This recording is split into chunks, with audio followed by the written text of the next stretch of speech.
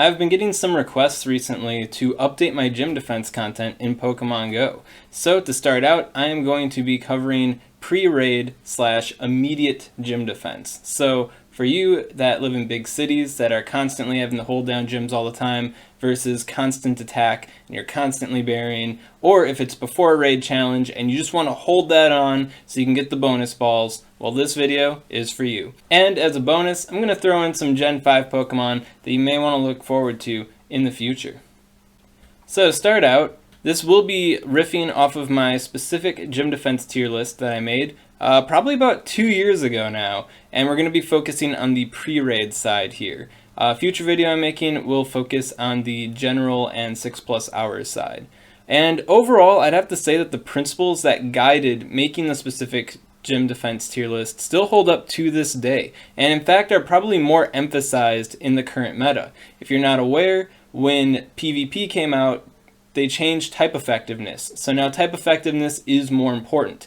The big thing that I had with these tier lists here was stacking your defenses, weaving defensive types, and now that matters more than it did before. In fact, it matters so much so that Chansey and Snorlax are no longer master tier Pokemon.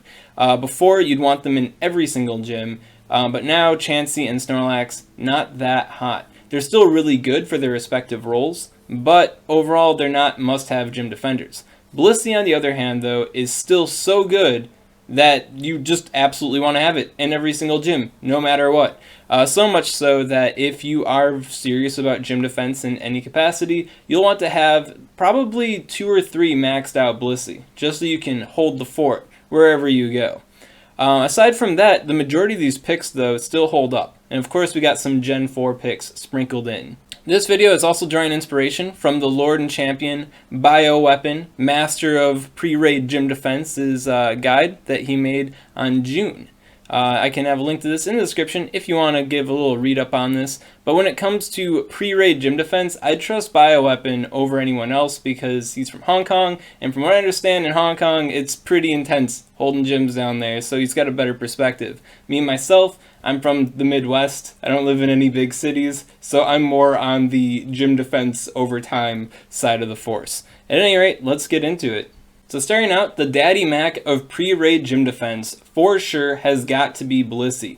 If you take a gym and you want to hold that gym for the longest time possible with constant burying, pre-raid scenario, it has to be Blissey. There are some arguments towards putting something else in the front, like a Machamp resistor, so it forces your opponents to switch right away, but this is for the long term, like continuous onslaughts. So all they have to do is change out their attacker once, and then they're set for the rest of the battles that they're going to have plummeting into the gym. So overall, I'd say Blissey is probably the best choice for sure for going in front. As far as the moveset goes, you can go with either the fast moves. They each have their own place. I'd say Zen Headbutt is more effective for harassing Machamps, more so now than ever. And then unlocking a secondary charge move isn't necessary. You can just stick with Dazzling Gleam and you're pretty much set. Although there are some arguments for unlocking the secondary charge move for Psychic, so then it's kind of like this blitz hit that Machamp might not be expecting, like they're waiting for the Dazzling Gleam proc. Oh what? I just got hit by Psychic. So that could be an interesting flavor if you got the Stardust to spend on it.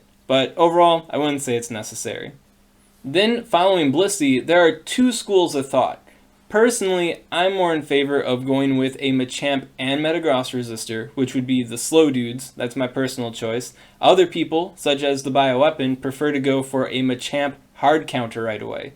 And I'd say it comes to your personal taste, but as I said, Bioweapon has more experience in this, so going for a hard Machamp resistor might be the best course of action. As far as the Machamp resistors go, we do have the Gardevoir, and we have the new Gen 4 Togekiss. Doesn't feel so new since Gen 4 has been out for a while now, but you got it, you got it. As far as their fast move goes, I'm in favor of Charm because it can hit Tyrantars hard with the super effective damage if your opponents should be using a Tyranitar. It also wails on the Machamp, as always, and Metagross does resist Charm, but Metagross resists Charm less than it resists Confusion for the Gardevoir side of the force, so it is technically a better move for harassing the Metagross. As far as the charge moves are concerned, Gardevoir only needs one, Shadow Ball. When paired with Charm, there's no need to worry about Dazzling Gleam or Future Sight or what was it? the new psychic attack that nobody cares about that all your shiny Gardevoirs have. I can't think of the name right now.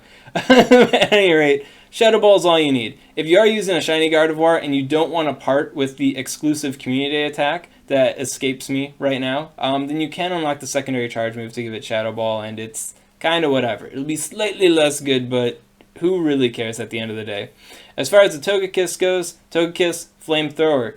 Metagross thinks it's going to have an easy time. Flamethrower is going to give it a little bit of a rougher time. Now, one thing that these fairy types have in common is that they're weak to steel type Pokemon. See, this is why I like the slow dudes a little bit better, because they resist, the two big gym attackers, but the fairy types are weak to the second of the two big gym attackers, which is Metagross. So next up in line, I feel you should go with a Metagross resistor. And a lot of Pokemon do it really well. We've got the new Empoleon, doubly resists the Metagross. We also have Magnezone, doubly resists the Metagross. And I feel like both of these Pokemon are excellent additions if you want to use them. But the bread and butter is definitely Milotic. Very thick and resists Metagross and has a good aggressive moveset. Use either Waterfall or Dragon Tail combined with Surf and you're set. So overall, any of those three Pokemon should work out just fine. Then what comes after that? Well, Metagross, of course. One of the main ways to deal with bulky water types is to just throw a big dragon at it. So having a big steel type preceding it could be worthwhile. Another perk to Metagross is that it is another Metagross resistor. So Metagross is not getting out of this one. And then it also has the Zen Headbutt to harass Machamp. While Metagross is a steel type, weak to Machamp, it has psychic type attacks and a psychic subtyping, which means it's actually neutral to Machamp and it hurts Machamp. So I'd say overall, going with a Meteor Mash, Zen Headbutt, Metagross for the 4th slot there, probably a good idea. Then what comes after Metagross? Personally, I am in favor of Salamence now. Before, I was like Dragonite all the way, but Salamence is Outrage. And Salamence also has Hydro Pump. So I'd say going for the combo Outrage Hydro Pump moveset on a defensive Salamence would be a great idea. One common argument I always get against the Dragon Flying type Pokemon for the gym defense position is that they are doubly weak to Ice. All your opponent has to do is bring in an Ice type and your day is done. That's true. That's one Pokemon that's weak to an Ice type Pokemon. You're right. And we got all these Pokemon in the gym that completely resist Ice type Pokemon. Overall, I don't think it's a concern worth worrying about, and if your opponent is bringing in a Ice type Pokemon specifically to counter your one gym defender that's all the way near the top of the gym, I think that's going to disrupt them overall. Even if they got it in their preset team, I feel like it's enough of a disruption where it's a benefit overall. In fact, a lot of people don't fight this way up to the top of the gym in a city or pre-raid scenario to begin with, so probably doesn't come into play that much, but I'd say overall, the Dragon Flying type, definitely where it's at. There are some people as well promoting the Garchomp. In fact, Bioweapon himself considers Garchomp to be an additional option you could choose for this 5th slot, preceding the Steel type Pokemon slot right there, and it's good. It's good, what can I say? But it doesn't have flying type resistances, so that's what does it against it for me, right? I like the flying type resistances. Fighting type Pokemon, Machamp, if they somehow make it this far, Garchomp, that's going to be a neutral battle. I'd much rather have some resistance backing me up there, but up to you. If you like the Garchomp, you can use the Garchomp. And then for the final slot, you can use basically whatever you want to. A lot of people are considering bulky generalists for this role, so Snorlax, Slaking, and Melmetal come up a lot for this final slot. I'd say pick your flavor between them. I know a lot of people out there kind of hate the Slaking. They're like, oh, he's so ineffective as a gym defender, and for years now, years, wow, plural, I've been arguing against that theory, saying that Slaking's quite good. It can blitz them with the Play Rough and just take something out immediately, which I think is very impressive, despite its poor fast move. But honestly, pick your flavor. Bioweapon also chimes in and adds that very few people, like less than 50% of people, actually fight all the way to the top. And I'd say if you got the rest of the tower stacked up, the top really doesn't matter all that much. So if you really do want to throw some extra spice on the gym, go for a rare shiny Pokemon that people might not have, just to tick them off. The more insulting it is, the better. In fact, Wurmple might be a worthy option. But if it had a party hat, well then it'd probably be the best option, but we don't have that, do we? No, we don't. We don't have party hat Wurmple. So what's the point of gym defense. I don't know.